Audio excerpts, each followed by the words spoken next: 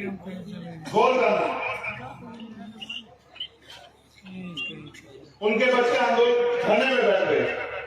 हमारे deputy chief minister Keshav Prasad Maurya उनके घर आए और उनसे वादा किया कि 25 लाख रुपए की मदद करेंगे। और पुलिस ने भी वादा किया कि एक हफ्ते में खोल दें घटना, बच्चों को कहा धरने से उठा। आज तक उस घटना में कोई कार्रवाई नहीं। ये पुलिस व्यवस्था जो है उत्तर प्रदेश में चल रही। और मुख्यमंत्री जी, उप मुख्यमंत्री दोबारा नहीं पूछा मौर्य परिवार से कि कहां, किस हालात में रोटी मिल रही है, कपड़े है या नहीं है, खाने को सर पर ढकने के छत है या नहीं है। फिर ऐसे नेताओं का सत्ता में आने का भी फायदा क्या है पिछड़ों को। मैं बात आपको इसलिए कह रहा हूं कि रोनाबाद में रीता मौर्य को जो है पीट के मार दिया, उनके पति बचाने गए, उनको पीटा गया, वो हॉस्पिटल में है। और न्याय के नाम पे जो न्याय जन अधिकार है, भारतीय संविधान देता न्याय के नाम पे, उस परिवार का मजाक उड़ाया जा रहा। फिर ये नेता, ये विधायक, ये मंत्री, मुख्यमंत्री किसके लिए? अगर ये गरीबों को न्याय भी नहीं दिला सकते। मैं पुलिस के साथियों की मजबूरी समझता हूं। पुलिस सरकार की वो मजबूर कुछ अच्छा करने जाए तो कुछ अच्छा कर दे तो सस्पेंड हो जाते हैं, ट्रांसफर हो जाते हैं, लाइव हाजिर हो जाते हैं। और अगर अच्छा करने का नेताओं के हिसाब से काम ना करे, जो सरकार के नेता है, तो नेताजी मारपीट भी कर देते हैं। अभी मैंने देखा 2 दिन पहले एक ट्रैफिक इंस्पेक्टर को पीटा गया। अगर वो कोई अधिकारी ईमानदारी से काम कर रहा है तो उनका मनोबल तोड़ रहे हो। ये वर्दी वाले लोग सुरक्षा का काम करते हैं जनता की, इनका मनोबल तोड़ रहे हो। किस लिए?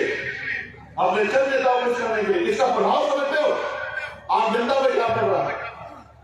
जब पुलिस की वर्दी वाले को देख लेता है गरीब आदमी, तो कहीं ना कहीं महसूस करता है कि ये मुझे न्याय मिला है। लेकिन आज वो पुलिस बेबस हो गई उत्तर प्रदेश। आज वो पुलिस खुद अपमानित हो रही।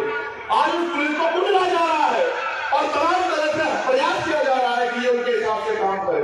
मैं पुलिस के साथियों को उनकी मजबूरी समझते कहूंगा कि कोई भी, क्योंकि आपको संविधान की वजह से, आपकी मेहनत की वजह से नौकरी मिली, कोशिश करना किसी नेता के इशारे पर ऐसा कोई काम मत करना कि गरीबों की हाय, गरीबों की बददुआएं आपको लग जाए। आज हालात उत्तर प्रदेश में खराब,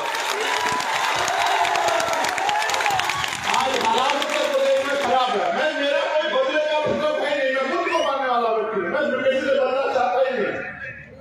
मैं तो ये चाहता हूं कि जिस तरह ताकतवर लोग सम्मान का जीवन जी रहे, इस तरह गरीब परिवारों को भी सम्मान का जीवन मिले, इनके बच्चों को भी रोजगार मिले, इनके बच्चों को भी आगे पढ़ाई करके पढ़ने का मौका मिले, इनके लोगों को भी अच्छा इलाज मिले, इनको भी जमीन मिले, इनको भी स्वाभिमान सम्मान से जीने का मौका मिले, इनकी भी हिस्सेदारी हो और ये भी आगे बढ़ के विधानसभा लोकसभा में जाके अपने क्षेत्रों के लिए कुछ कर सके, अपने लोगों के लिए कुछ कर सके। और ये हिस्सेदारी का मामला है। लेकिन मेरी ये भी समझ में आया सम्मानित प्रदेश अध्यक्ष जी कि हिस्सेदारी मांगने से नहीं मिलती, जंग की तैयारी करनी पड़ती। उत्तर प्रदेश में जिस तरह से आपकी पूरी टीम ने डॉक्टर आदि और तमाम हमारे नेताओं ने जिस तरह से काम किया, मैं धन्यवाद देता हूं। मैं तो बहुत कम समय देता हूं। मैं तो उत्तर प्रदेश में परदेशी हो गया। आजकल मैं उत्तर प्रदेश में कभी आता हूं, आजकल मैं उत्तर प्रदेश में बहुत कम आ रहा हूं। लेकिन ऐसा नहीं है कि उत्तर प्रदेश में मेरी नजर नहीं, मेरी मजबूरी है। क्योंकि जब एक गरीब का बेटा कुछ करने के लिए निकलता है तो पहले उसका खूब मजाक उड़ाया जाता है, फिर उसका विरोध किया जाता है, फिर उसके राह में कांटे बिछाए जाते हैं। और फिर एक समय आता है जब वो संकल्पित होकर अपने मिशन पे आगे बढ़ जाता है, जब उसको रोक पाना नामुमकिन हो और नामुमकिन हो जाए तो फिर उसका साथ दिया जाता है। मैं आपसे कहना चाहता हूं, आप निराश मत हों। मैं आपकी ताकत को जानता हूं, मैं आपकी हिम्मत को जानता हूं। कोई नेता है उत्तर प्रदेश में, देश में, जिसके लिए रोज रात को 10 बजे तक लोग बैठे थे।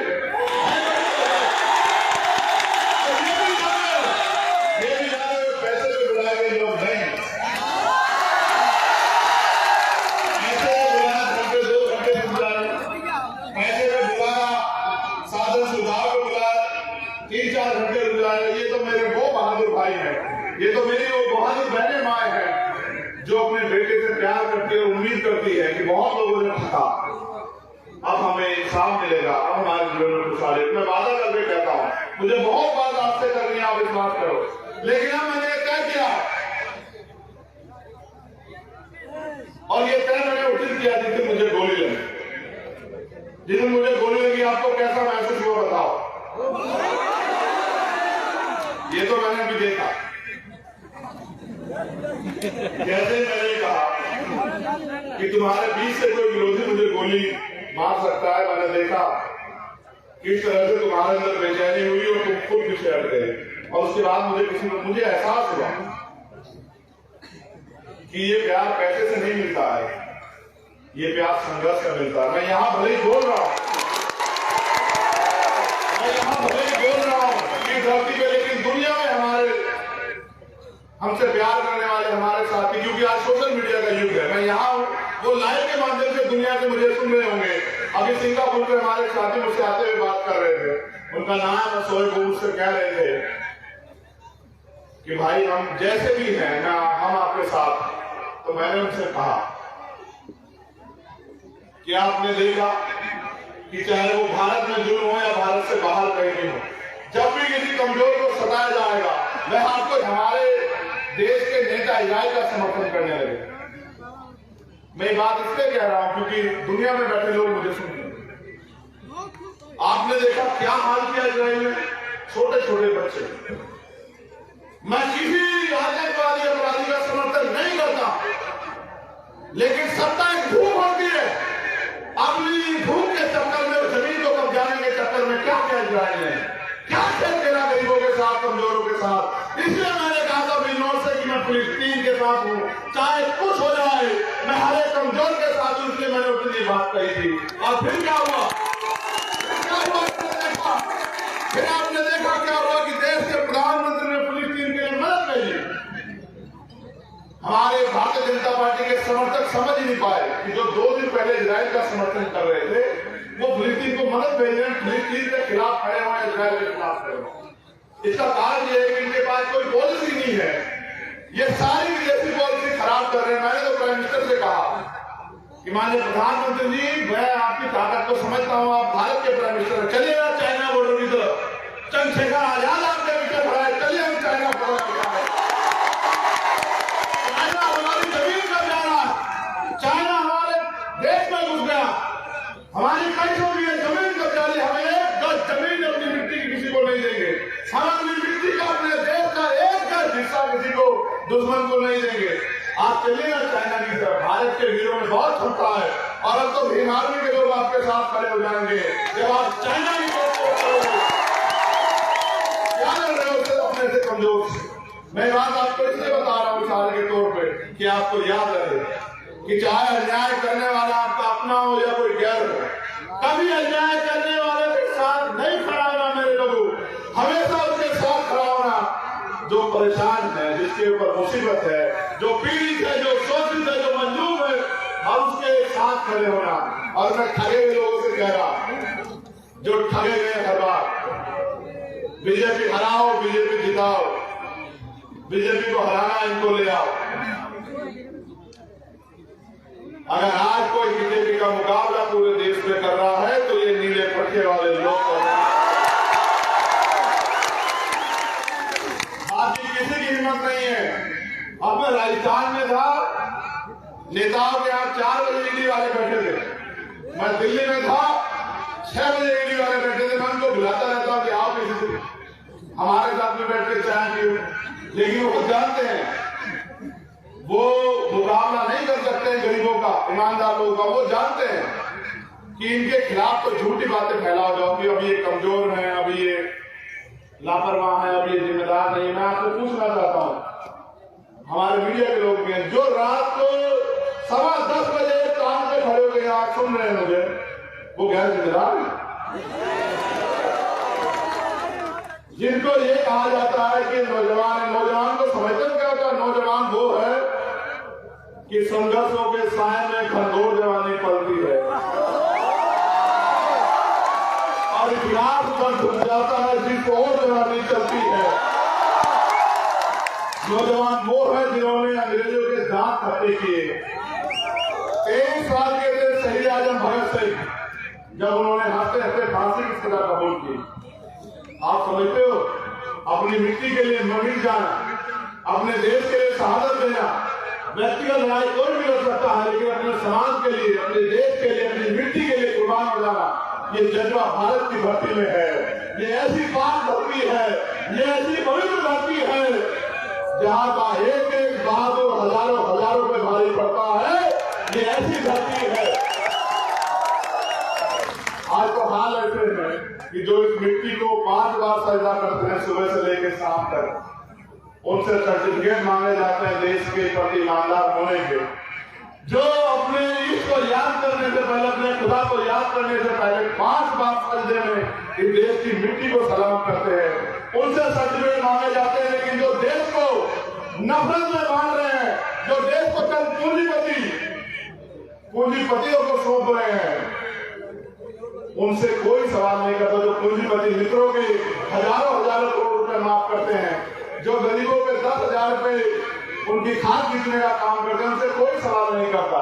इसलिए मैं आपसे कहना चाहता हूं मेरे साथियों, आगाज हो चुका हूं, आपको अपनी लड़ाई अपने आप लड़नी है, कोई आपको सहारा नहीं देगा। इसलिए इशारे के तौर पर कह रहा हूं कि जाओ गली गांव में और मेहनत करके लोगों को एकजुट करो। आप देख लो कि लोग किस तरह से आपसे संबंध रखते हैं। चुनाव आएगा तो सब आएंगे। मेरी जगह होता कोई नेता तो कहता है यार उनसे कह दो मैं आ नहीं पा रहा हूं, लेकिन मेरा दिल नहीं माना। मैंने कहा और 2 घंटे भूखे रह लेंगे, लेकिन चलेंगे अपने लोगों के बीच, छोड़ेंगे नहीं। जब वो मेरे लिए पूरे दिन से बैठे हो सकते हैं तो मेरी क्या हिम्मत के मन के बीच ना जाओ। मैं वादा करता हूं कि दिसंबर के माह में लौटूंगा और मैं आपसे भी आजाद समाज पार्टी के नेताओं से कहना चाहता हूं, समय किसी का इंतजार नहीं करता, रुकेगा नहीं समय। मेहनत करो, समाज इंतजार कर रहा है, कोई इनको बुलाने आए। समाज कभी बिकाऊ नहीं, समाज कभी कमजोर नहीं था। ये लोकतंत्र है, जिनका वोट होगा उनका राज भी स्थापित होगा, कोई रोक नहीं सकता। मेहनत करो। और जो लोग आज हमें कमजोर समझ के हमारी परमिशन कैंसिल कर रहे हैं, उन अधिकारियों से कहना चाहूंगा ये लोकतंत्र है। और अगर देखना हो तो मैं क्रिकेट बहुत देखता हूं। आप देखते हैं नहीं देखते? यार आपका नाम भावे देखिए ना, इंडिया हाथ रखते हैं कभी। मैं क्रिकेट बहुत देखता हूं। मुझसे एक पत्रकार ने सुबह पूछा था कि एक तरफ बड़े बड़े धरना सेठों की मदद वाली पार्टियां, एक तरफ वो इनकी सरकार, कैसे लड़ोगे कम से कम? मैंने कहा ऐसे लड़ेंगे जैसे अफगानिस्तान पाकिस्तान से लड़ा, जैसे अफगानिस्तान इंग्लैंड से लड़ा, जैसे नीदरलैंड न्यूजीलैंड से लड़ा, और ऐसे लड़ेंगे जैसे भारतीय टीम विरोधियों से लड़ रही है, और छोड़ेंगे नहीं जब तक सत्ता का एक घमंड तोड़ेंगे नहीं, जब तक गरीबों के आंसू पूछेंगे नहीं, जब तक गरीबों को कुर्सियों पर बिठाएंगे नहीं, जब तक गरीबों के घरों में उजाला करेंगे नहीं, तब तक हमने ऐसे मतवाले हैं कि रुकेंगे नहीं। बहुत बहुत धन्यवाद। कुछ साथी जो हमारी पार्टी ज्वाइन कर रहे हैं, चल के भी आए। श्री भोला चौधरी जी जो भाजपा से हैं, डुमरियागंज से, लोकसभा क्षेत्र से, उन्होंने आज आजाद समाज पार्टी ज्वाइन की है। उनका धन्यवाद। अली अहमद फारूकी जी और मुन्नापुर प्रधान जी, डुमरियागंज, जन अधिकार पार्टी छोड़ के आजाद समाज पार्टी की आस्था व्यक्त कर रहे हैं। मैं उनका भी धन्यवाद करता हूँ और सबसे ज्यादा धन्यवाद करता हूँ मैं अपने इस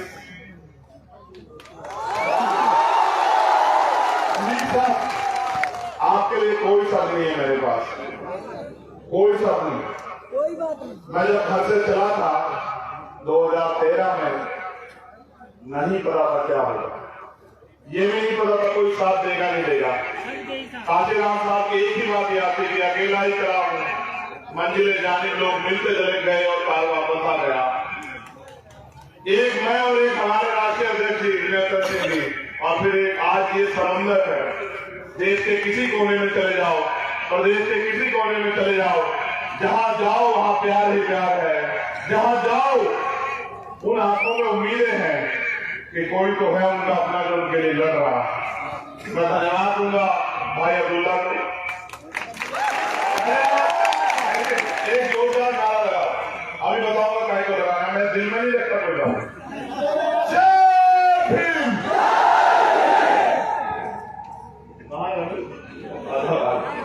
मैं दिल में इसलिए नहीं रखता हूं, अभी ये दोनों बहुत मेहनत किया इन लोगों ने।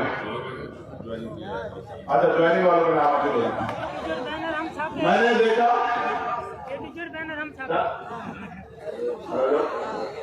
नहीं, आप तुम्हें लाइस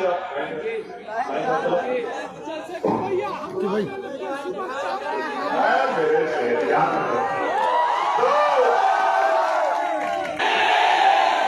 ये हिम्मत हारा, ये बाहर जाके इधर बाहर जाके खड़ा हो गया कि भाई लोग तो चले गए। मैंने उनसे कहा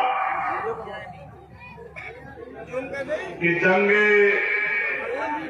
अपराध से क्या होता है, हिम्मत लगती है तादाद से क्या होता है।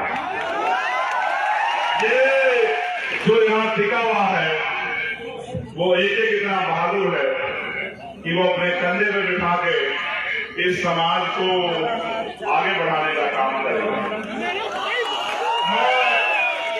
जितने भी साथी जिस भी क्षेत्र से हमारे बहने माए, हमारे बुजुर्ग, हमारे नौजवान साथी जहां से भी आए, मैं आपका धन्यवाद करता हूं।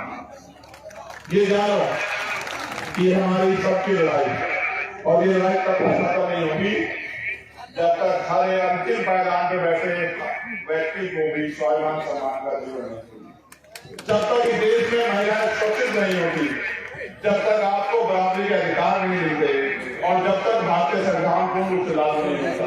लेकिन ये जान लो कि आज लोकतंत्र है, इसके लिए आपको कुछ नहीं करना, बस अपने समाज को, इस कमजोर शोषित समाज में भाईचारा पैदा करके और सिर्फ यूनियन का बटन दबाने के लिए तैयार करना है। फिर आपको कोई रोक नहीं सकता, क्योंकि मानव काशीराम साहब कहते थे कि जो हुक्मरान समाज होता है उनकी बहन बेटियों पर अत्याचार नहीं होता, उनके लोगों के हाथ फैले नहीं होते। मैं आपसे पूछना चाहता हूँ कि आप चाहते हो कि एक ऐसा समय आए कि आप ताकतवर हो? चाहते नहीं चाहते बताओ? उसके लिए मेहनत करने को तैयार हो गया तो फिर सब भूल जाओ। ये याद रखो कि हमें बुलंदी तक जाना। और फिर मैंने कहा कि ना रुकेंगे ना थमेंगे, और जब तक मंजिल को नहीं पा जाते तब तक लड़ते रहेंगे, संघर्ष करते रहेंगे। और जो अधूरा रह जाएगा वो मेरे आने वाले शेर करेंगे जो अधूरा रह जाएगा लड़ाई में, क्योंकि मैं समझता हूँ मुझसे कटो सकते हैं, बहुत प्यार से बात कर। अगर मुझे कुछ हो जाए तो हिम्मत तो नहीं हार जाओगे, डर के घर तो नहीं बैठ जाओगे। अगर वास्तविकता मुझसे प्यार करते तो दूसरी ताकत से लड़ना है, दूसरी ताकत से लड़ना, बिल्कुल हिम्मत को भागना। तुम्हारे कंधों में जिम्मेदारी है, तुम्हारे कंधों में जिम्मेदारी है भारतीय संविधान की रक्षा की। बहादुर क्या साथ दोगे कि लोगे बताओ? साजिद अंसारी जी, राष्ट्रीय अध्यक्ष पसमानदा समाज, पूर्व विधानसभा प्रत्याशी आम आदमी पार्टी मुगलसराय चंदौली, कन्हैया कुमार जी वर्तमान प्रधान। ये जो भी थर्ड जेंडर को मान्यता है, ये लिखना इस तरह के शब्द मैं अच्छा नहीं लिखता हूँ। मैं समझता हूँ वो बहन है, भाई है, हमारे साथी है, राष्ट्रीय अध्यक्ष किन्नर समाज में, उनका भी वो भी उन्होंने ज्वाइन किया, मैं उनका भी धन्यवाद करता हूँ। सबसे ज्यादा धन्यवाद करता हूँ आपका, आप हैं तो हम हैं।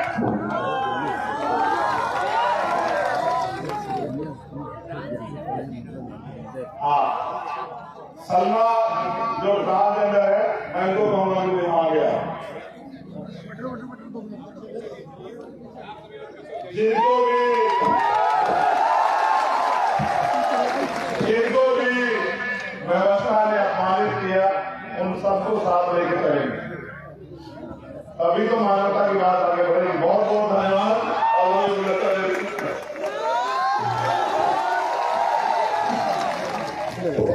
कोई ऐसी जगह नहीं है जहां मेरे को पैसे देने के लिए नहीं आते, कोई ऐसी मैंने नहीं देखा। ये जिला पंचायत सदस्य हमारी छोटी बहन जहां भी जाता हूं इस क्षेत्र में ही आ जाती है और चुपचाप लिफाफा देके जाती है कि ये मिशन के लिए। आप समझ नहीं सकते हो धन्ना सेठों की पार्टी का मुकाबला हमारे लोग किस तरह से अपनी मेहनत से करते हैं। आप सबका बहुत बहुत धन्यवाद। जय भीम।